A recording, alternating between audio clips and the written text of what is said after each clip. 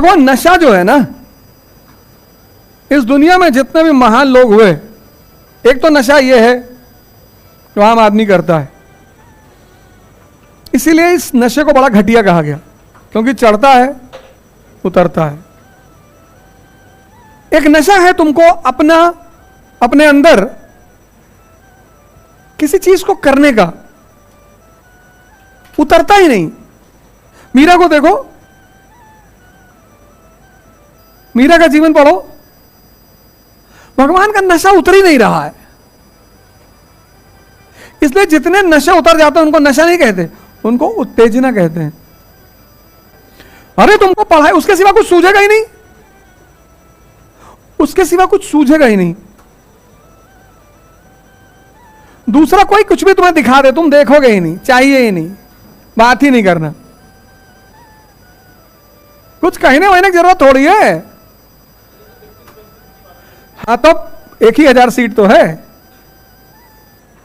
Seat भी तो 1,000 है, और 10 लाख लोग हैं, 15 लाख लोग हैं, तो यूपीएससी को भी तो पता है कि वो 1,000 नशेड़ी आ जाएंगे अंदर। नशा है मोदी जी को।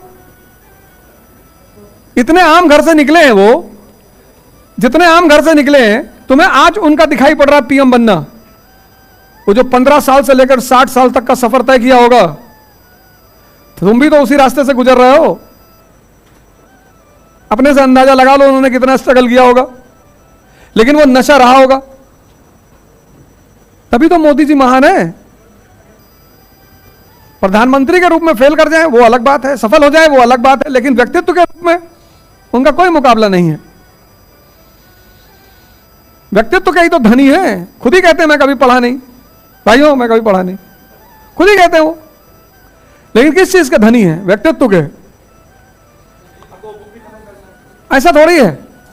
आज के इस जमाने में कितने सारे चैनल्स हैं, कितने सारे पेजेस हैं, जहां तुम अपने प्रश्न को डालो तो लोग उधर से जवाब देने वाले हैं। तुम फेसबुक पे क्वेश्चन डाल दो, 5,000 आंसर तुरंत आ जाएगा। आता है ना? देखो ऐसा है, दोस्त रिश्तेदार इनका काम ही है आग लगाना। कोई बात नहीं, मोदी जी जब 22 साल के रहे होंगे तो उनके कई सारे दोस्त नौकरी पा गए होंगे, बैंक में बाबू हो गए होंगे, कई दोस्तों के 24 साल में बच्चे हो गए होंगे, 40 साल में कुछ दोस्तों ने उनको न्योता दिया होगा कि मेरी बड़ी वाली बेटी की शादी है, और तब उनके परिवार ने कहा होगा कि देख मनोजवा की बड़ी वाली बेटी की शादी हो रही है, तुम आरएसएस के दफ्तर के चक्कर लगाते हो। उस परिस्थिति को सामना किया होगा उस आदमी ने। कितना लोगों ने जलील किया होगा कि बीवी के साथ नहीं रहते हो, कितना उस लोगों ने उस आदमी को गाली दिया होगा, पर उस आदमी ने कभी रिएक्ट नहीं किया। यही तो है पर्सनालिटी। नहीं तो आज तीसरा अटेम्प्ट बनने जा रहे हैं। अरे बनना ही है, मैं थोड़ी कह रहा हूं, तू हमारी तरफ काहे देख रहा हो?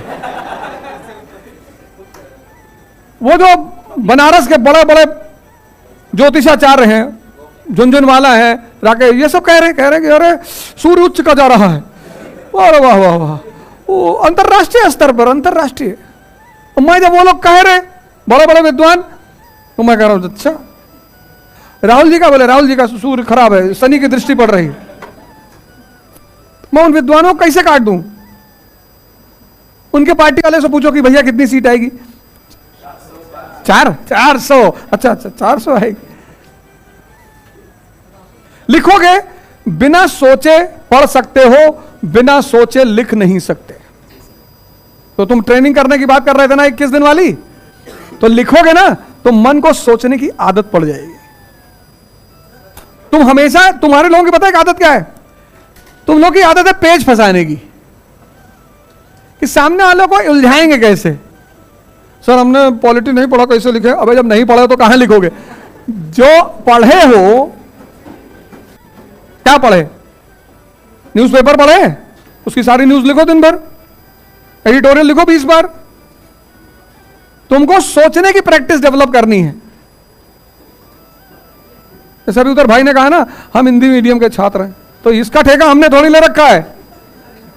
तुम हिंदी मीडियम को, उर्दू मीडियम को, फारसी मीडियम को, यहां ऐसे ही पढ़ाया जाता है जैसे मैंने पढ़ाया है, उस पर कोई संशोधन नहीं है।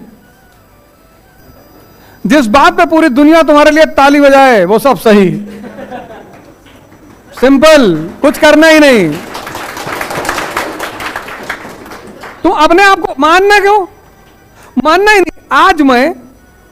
आज की डेट में जब भगवान ने 2 रुपया हमको दे दिया, आज मैं किसी से कुछ भी कहता हूं, लोग मेरी बात सुनते हैं।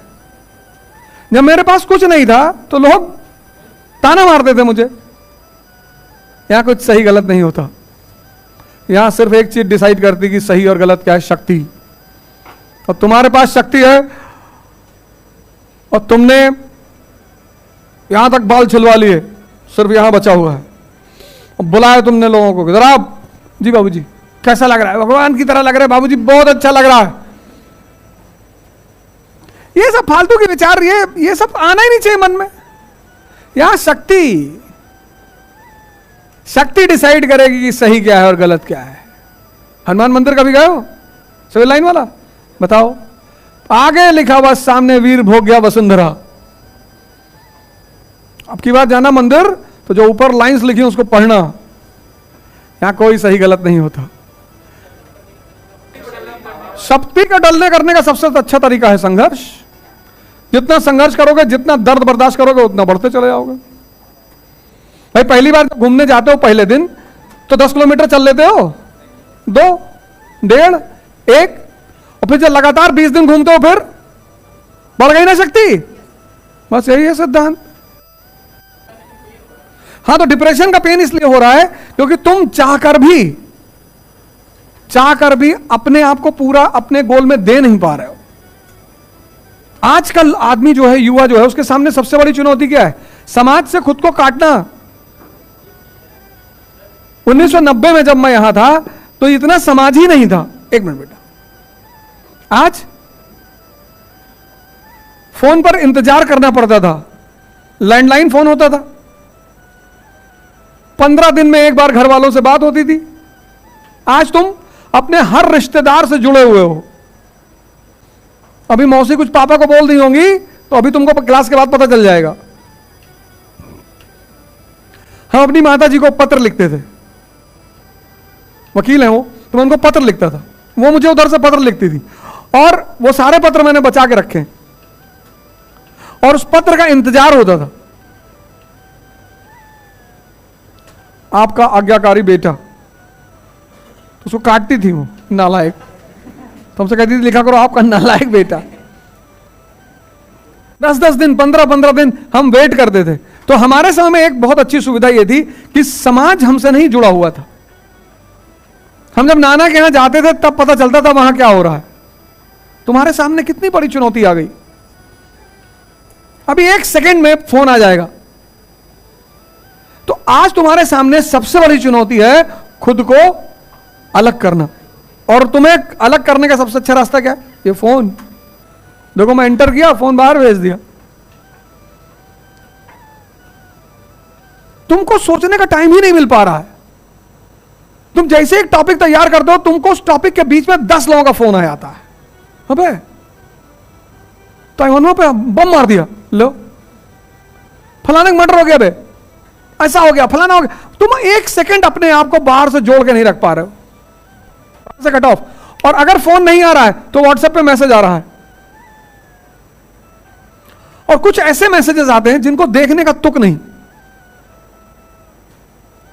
कोई अपनी बीवी को मारते हुए वीडियो बना रहा है। अभी एक आदमी ने अपनी बीवी की हत्या की, उसकी वीडियो बनाई। क्योंकि सबको क्या चाहिए? व्यूअरशिप चाहिए, सब्सक्राइबर चाहिए। तो सब सेंसेशन। तो अब जैसे ही वो व्हाट्सएप का म्यूजिक बजा, तुमने खटाक से खोल के देख लिया। तुम्हारा मन शांति नहीं हो पा रहा है, रुक ही नहीं पा रहा है, और इस बात को तुम एक्सेप्ट नहीं कर पा रहे हो।